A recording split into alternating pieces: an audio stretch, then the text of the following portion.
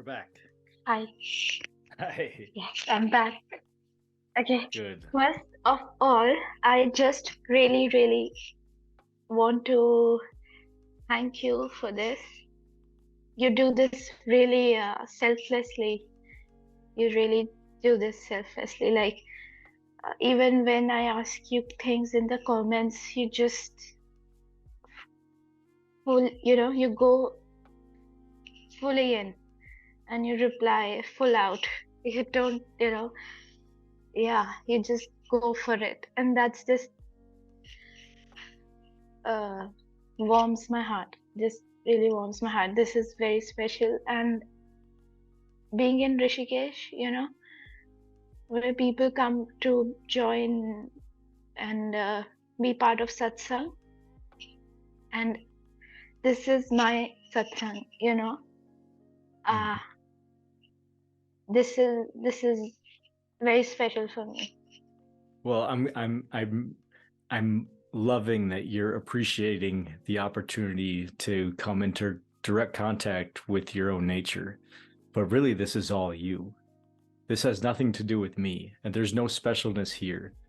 Like Wild Satsang, I named it Wild Satsang because it's just satsang. And oftentimes I do it in the wild. I'm a wildlife biologist, but I named it that because it has nothing to do with me.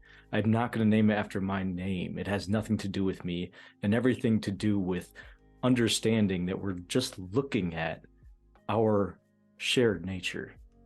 And so it's not, there's no sense here that I'm a teacher and that you're a student at all. We are the same. We are the exact same. This is just consciousness pretending to know what it is, and then consciousness over there pretending to not know what it is. And those two consciousnesses are speaking with each other, and it's just one consciousness. This is just one thing. And so it's right and correct for you to feel appreciative, but not towards me. Be appreciative towards your own consciousness, that it is ready and willing to discover itself. Yeah, and also I wanted to share this that when things got at a point where I really needed this truth, even intellectually, when I really needed this truth, or I would have literally fallen apart or something. Teachings like yours, teachers like you came up, and my mind was trying to intellectualize at that point. It's just Google's algorithm and things like that. But no, it was like when I was watching these two non-dual teachers, and then they are very good, two of them, and then I saw your icon appear, and I couldn't not look. I saw it and I'm like, okay, I have to first do this. And then I'm looking, and like it called to me so strongly And when I watched it, and I'm like, oh, this is why. And I'm like, I was truly led to your video. Like, I felt it in my bones, like, And then video after video. And there was some, that alignment of energy there at first, where there was just like, even looking at you and hearing your voice had me go into a very meditative state. And yeah, more than the words I was listening to, I was just there, and it was just going like this. And slowly there was more connection and alignment when I could start hearing your words also. But there was just I just started watching your videos just to be like this and meditate. So that's that how I came to your videos. And yeah, these things, your video and came up on its own when it was required and needed, and consciousness knew that this is what is to be given here, you know. Yes. Yeah, so this is evidence of uh, oneness. I'm glad you recognize that. That's absolutely true. Yeah, when it's said, I mean, this is old traditional verbiage, but it's said that when the student is ready, the guru appears. And of course, you're not the student and I'm not the guru, but that's what's intended with that phrase. When you're ready, the truth appears. And when you're dedicated to truth, to the degree that you're dedicated to understanding and recognizing the truth of reality, the truth will appear before you. And then it's up to you to either click it as you did the video or pass it by. And both are equally fine. There's nothing wrong with anything. But you invited yourself into the room with truth. You accepted the invitation. And now you're here. And so the question is, are you ready to discover just that fundamental essence that you are?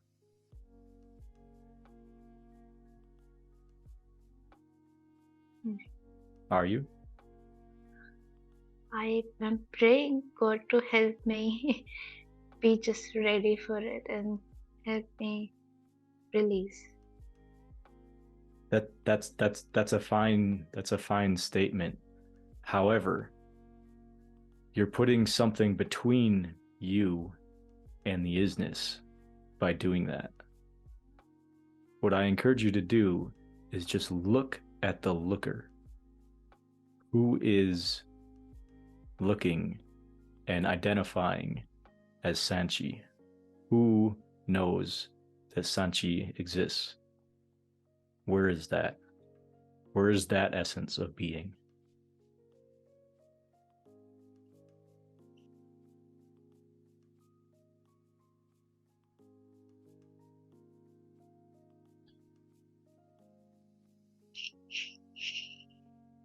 There's no place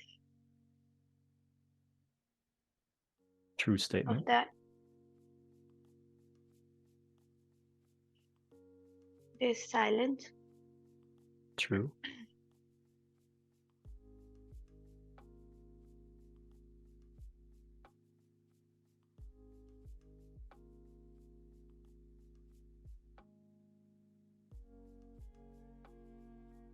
Yeah. There's no one there. No one here. Exactly. And if you can sit there in the mystery of not knowing, there's no knowing there, right? You're sitting right now in the most auspicious place that exists.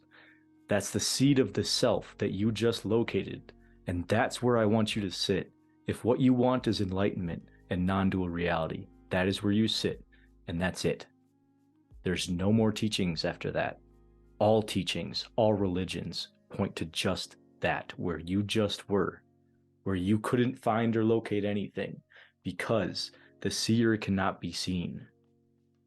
You were in that place that's so close to absolute reality that nothing could be distinguished.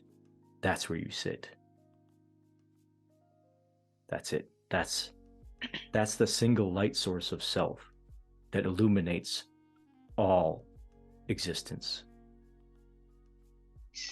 So when I'm sitting with myself, so when I asked this question, where you took me, and who is seeing Sanchi, who is looking at Sanchi.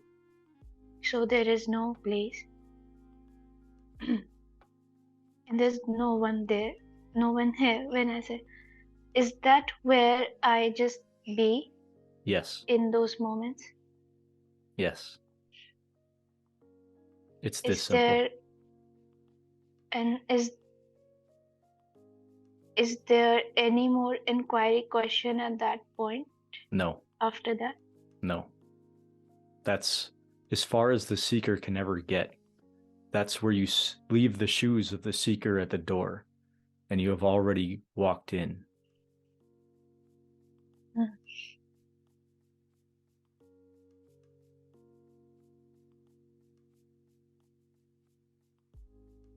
So like here.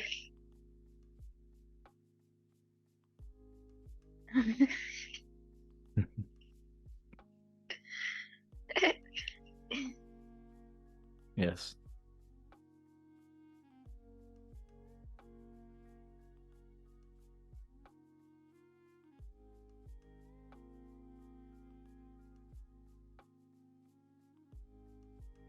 Okay. Good.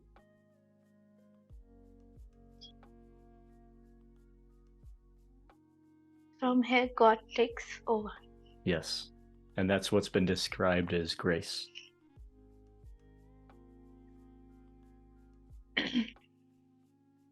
Okay. I'm feeling emotion. I don't know why. Yeah, things will bubble up. You're in the fire right now. That is the fire of self. So yes, things will bubble up. Things will, like, thoughts will come, emotions will come, energies will arise, concepts will still come, but they're burning off as you just sit there and you don't identify with any of them. They're rising, they're boiling out, and so you're watching them boil out of you.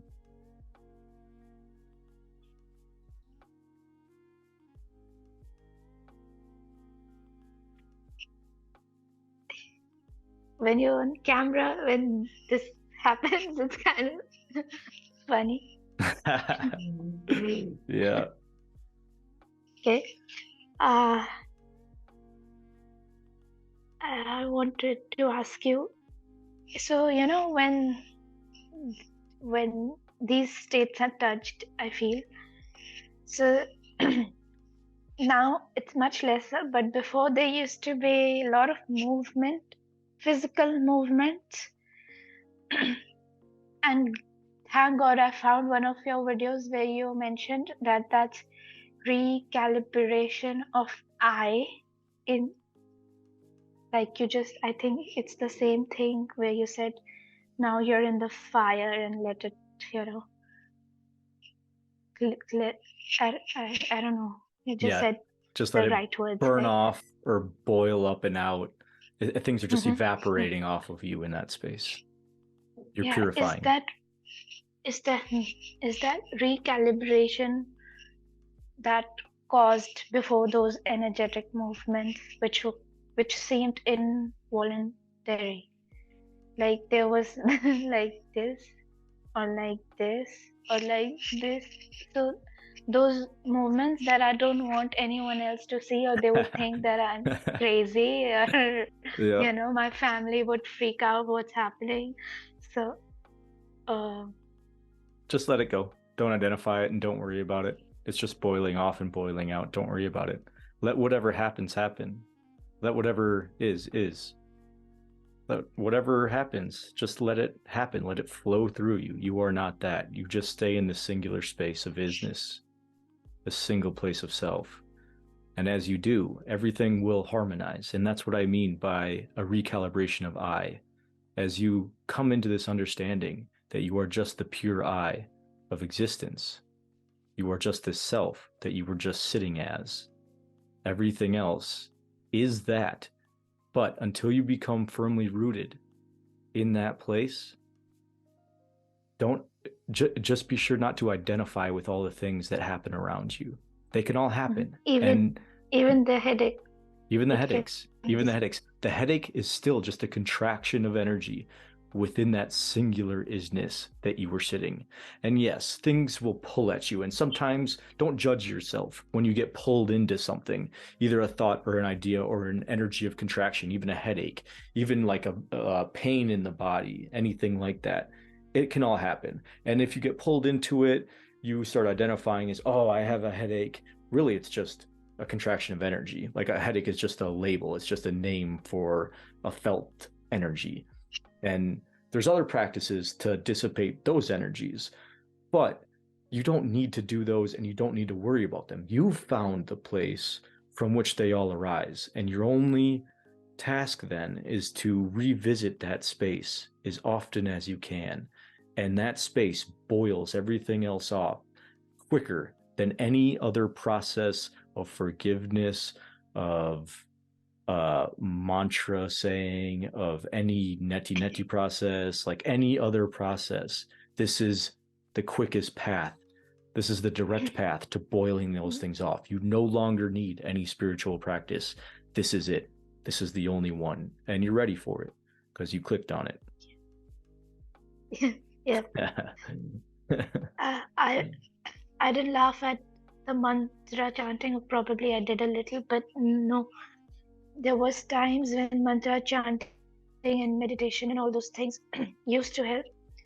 The breathing exercises used to help. But then came a point where I saw that this is as far as they go. Exactly. Right. They're helpful up to a point. Yeah. And I was like, this. When that happened, I was like, whoa. Yeah, you crossed a major threshold when you stepped off that ladder. Yeah, I was like, okay, there's more. And like people are thinking, and I walk around in Rishikesh and I'm like, keep doing it.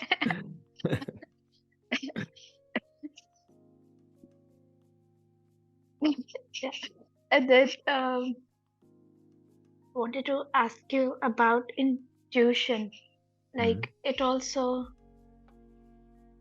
with your video, it was clear, much clearer. It was clear, But there are points when we feel like how do you differ intuition from thoughts? Because it is possible for me when I'm doing this involuntarily. I mean, when I'm seeing thoughts, oh, this occurred involuntarily, this occurred involuntarily. For mind to confuse me, to have an intuitive feeling, the mind can confuse me to make it pass that as involuntarily occurring thought and stop me from doing that. Happened a lot with me coming to Rishikesh. This is my first solo trip on my own. Congratulations. Takes a lot of bravery. This is big. Yeah, this is a big one. I don't know what's happening here, but okay.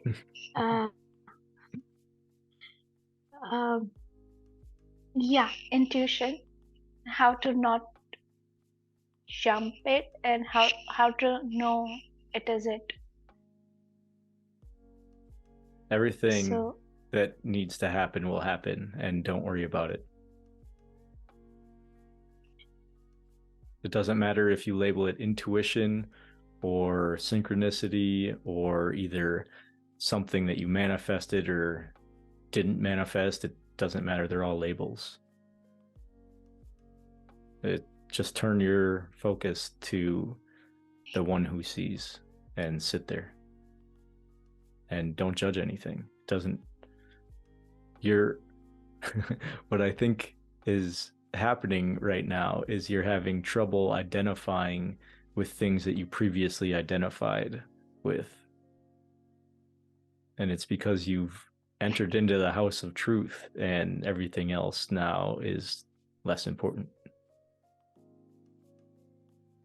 Yeah, which was to go and get breakfast and check out on time. Well, I don't want to stop you from breakfast. We could do this again sometime. No, I just felt like you just said everything just felt less important, and I'm just here and I'm like, thank God, I joined again. Yes, I agree. And it happened for a reason, and you were not the doer of that. You are the consciousness within which that happened. Identify with the consciousness only. and let everything else play about. God is doing it. You could say it like that. You could use the word, I would use the word God or awareness or pure being or all that is or pure consciousness. I would use all those terms interchangeably and equally. Mm. Whichever term Yeah, you prefer, I'm plenty Mm. fine with. And there were points when moments like those have happened when I usually, I say I'm grateful to God for this meal, and then one day few times I just said it, I'm like, who am I grateful to? Yes. And then, there was, in those moments, it was hard to disidentify with that there's God with me, there's God with me. And now, there, in those moments, there were resistance that God is here, everywhere, and not separate from me, who I'm grateful to. You are not separate And from same God. that in those moments was like wanted to hold on to that. Yeah. It because I used that for so many years to feel safe.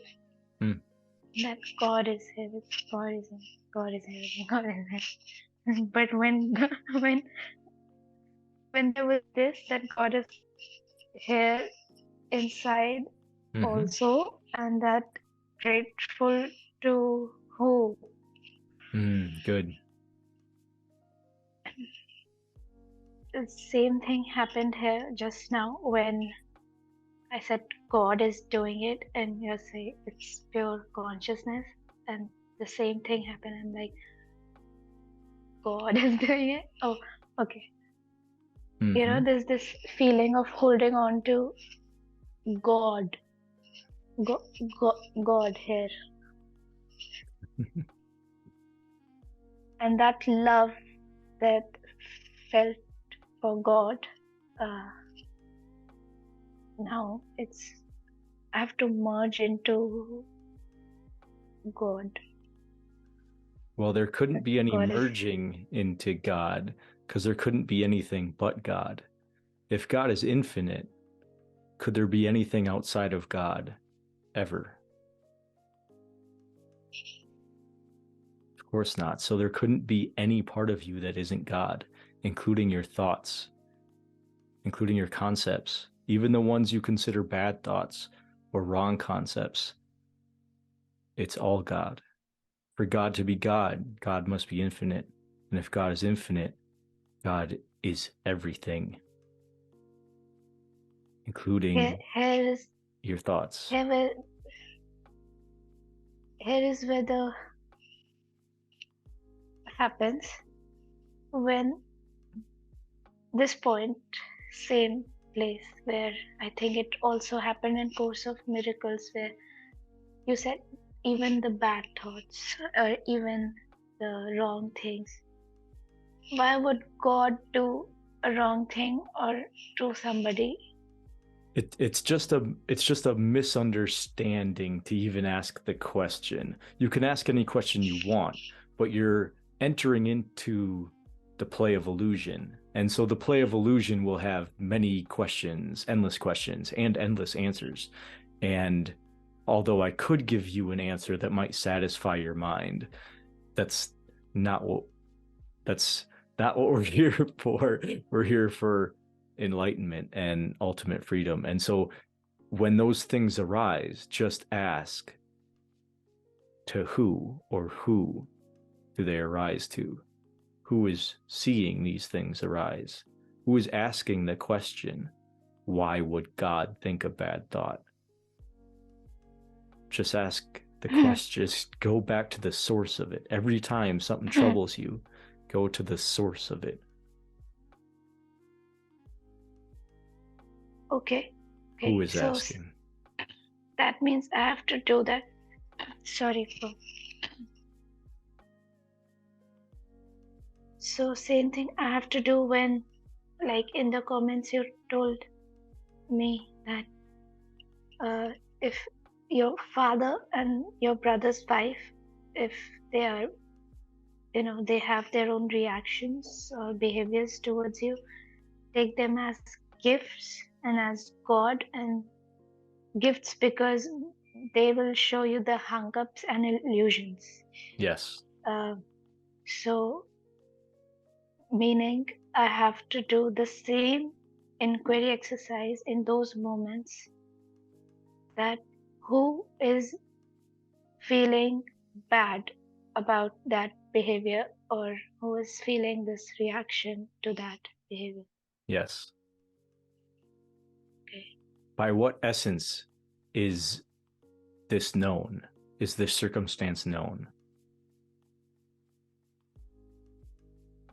No matter what circumstance is happening, whether it's your father or your brother's, do you say your brother's wife? Yeah, it doesn't matter who it is, or the guy in the elevator. It doesn't matter who it is. By what essence is this circumstance known?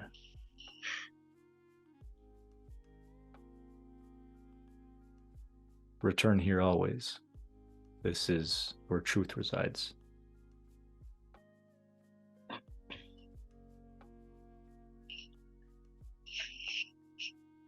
Because when that happened in the elevator, I was like, I'm away from home and this was uncalled for. Like, this has no history to it, Mm-hmm. And I'm like, get back to work. And then I, saw video just to bring myself back into this work. Yes, And because like you already acknowledged, it's an opportunity. It's an opportunity to reseat yourself back in the seat of truth, the true self, or God. I think this is so important, because when I thought that on my own last night, this confirmation was required that this was an opportunity to get back to doing the thing. Because when you're out there in the world, it can seem like this is real, or probably, world is going about doing their things. This person is going to their job, these guys are doing this, it looks real. And then I'm like, this is practical life. And then I'm like, probably I'm just, I don't know what but I know this, but I know it's true also. I know it in my heart. And when last night that happened, I'm like, here it is. I am not even at home. This was historyless, completely historyless, and there was no need for this instigation. And the reaction has come up in me, and I, get back to work. And this is so important, because yeah,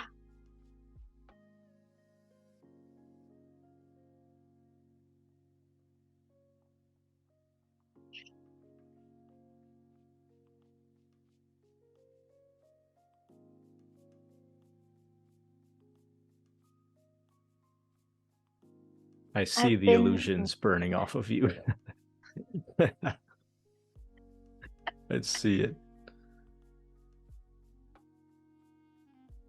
I've been by myself, because when I came here, I was like, I am not on a solo trip in a way, because all my life I have been around family, and still felt very alone many times, and have been by myself only. So this was rather who I need. I'm talking to that person from my family as much as I generally do. So there was no difference there. Other than that, only the drama was left, and I'm here. And this is rather a freeing place and not a solo trip. You know, what my family members might perceive, oh, she has gone by herself and she's gone. So it is kind of a thing, uh, or we thought it was a thing, or I thought it was a thing. I left that pattern. That was that day when my father got really angry at my mother. You can't send her by herself. And I'm like, I am old enough to go by myself. And it's really okay. This is the point. I go. Like, yeah. And even my mother seems to also grow up along. It seems to me like that. And when I take that step of courage, my mom also stands up. And I had been waiting all this life for my mom to stand up for me. But when I stood up for me, my mom stood up for me. And I'm like, oh, like, I was waiting for my parents to protect me from my brother's wife. But when I said that you guys didn't protect me from her, and when that courage to say that came up and I stood up for myself, they started standing up for me in a way.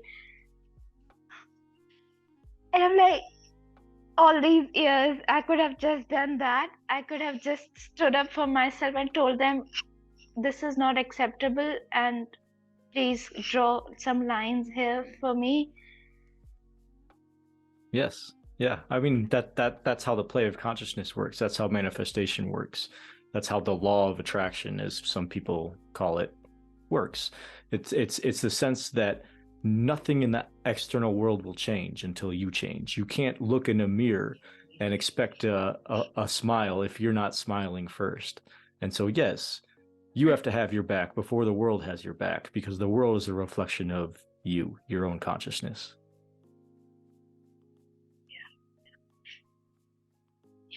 So many years just went by just like that, when I could just simply say it.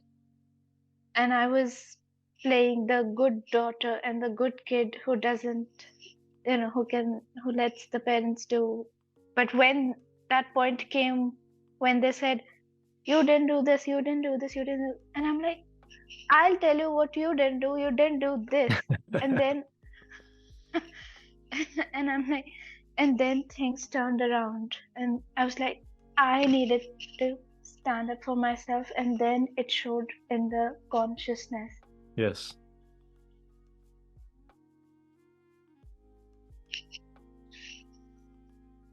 The world is just a reflection of your own consciousness.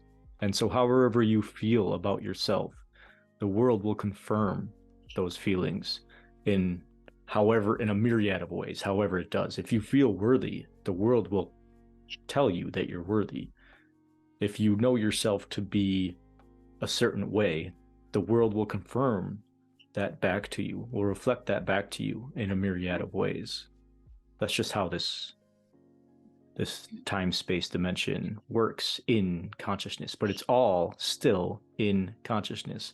Earlier, you made the remark, the world out there, and I didn't want to interrupt you, but the world is entirely in consciousness, right? Sanchi is entirely in consciousness, just as much as the world is entirely in consciousness.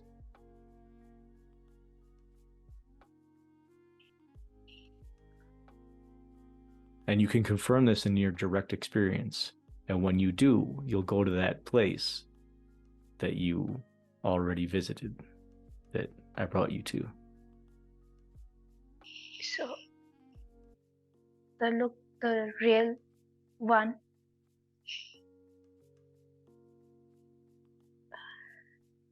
You can't even point to it. because it's the one that's looking. Yeah, yeah. So is that in each being also, and it's their consciousness also? No, no one owns consciousness. There's no consciousness inside any being. There's no consciousness inside anything. Every being and everything is within consciousness. This is a paradigm shift in understanding that nothing has consciousness, yet consciousness has everything. The screen froze for those parts you said. You said Maybe you weren't ready for it. No, I'm just kidding. really? No, I'm just No. playing with you. I'm just playing with you. Do you want me to repeat what I said? Or did you hear? Yeah. Oh, okay. I'm sorry. Yeah. So what I was describing was just a paradigm shift in which no beings and no things have consciousness. Sanchi doesn't have consciousness. Consciousness has Sanchi. When you say other beings, like your father or your sister or your sister's boyfriend or sister's husband, rather, and all these other people, the people in the elevator, whatever, they don't have consciousness. All beings and all things take place within consciousness. Sanchi exists entirely within consciousness. The world exists entirely within consciousness. So if you just go back to that place of pure consciousness, you'll see from where everything arises. That's enlightenment. Enlightenment is the dissipation of the sense that you are Sanchi, and the integration of the realization that you are consciousness as all things.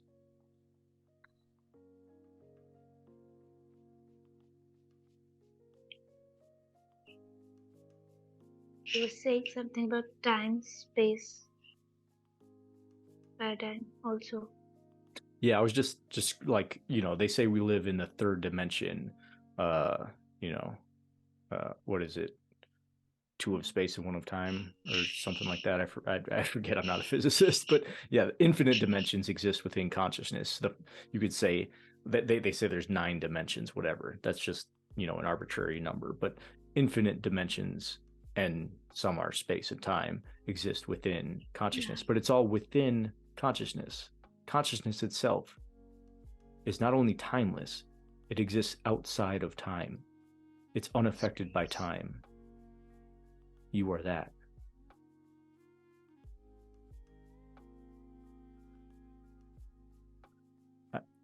And I want to leave you here only because the free version of Zoom says we have 1 minute and 30 seconds. So if you want anything else, you have 1 minute and 30 seconds.